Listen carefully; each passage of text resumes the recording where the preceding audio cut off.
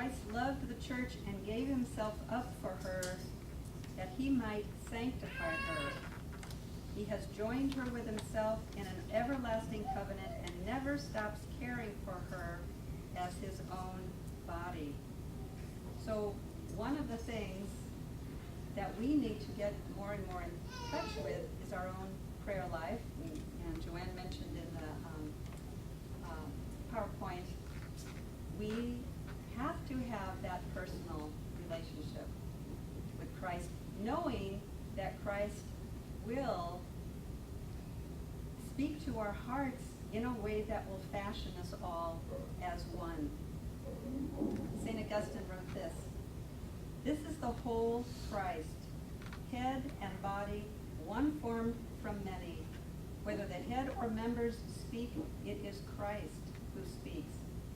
He speaks in his role as the head and in his role as the body. What does this mean? The two will become one flesh. This is a great mystery, and I am applying it to Christ, the church. And the Lord himself said in the gospel, so there are no longer two but one flesh. There are, in fact, two different persons, yet they are one in the conjunctual union. As head, he calls himself the bridegroom. As body, he calls himself the bride." God is always fashioning us, giving us every means we have to become one. And this is why we have liturgy, because we can enter into the liturgy in the Mass, and we are not only being given all the graces we need to become one with Christ. When we are in the Mass, we are one with the whole heavenly host. There are saints who talk about seeing the angels and saints who are with us in the Mass.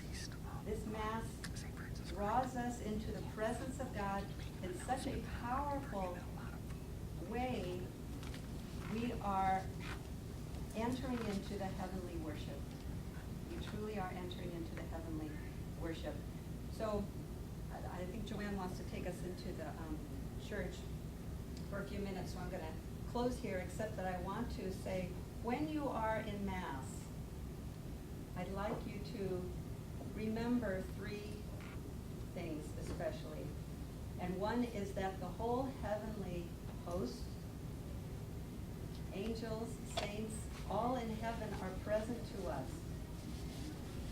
They're around the altar. One of the saints said that that when the priest is raising the host, the angels and saints are just bowing before God in the host, in this consecrated host.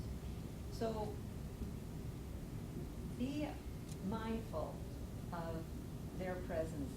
It is far more than just the few of us attending Mass.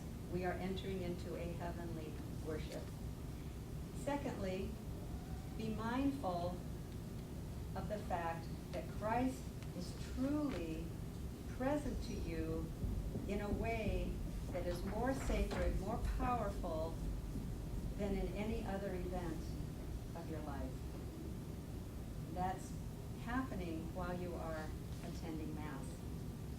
And then thirdly, if you are aware of those things, and you are growing to be aware of how powerful this liturgy is that calls us into a heavenly worship, you will enter into the Mass with your whole heart, with your whole, with a very strong sense of the sacred in front of you. We should really, if we could see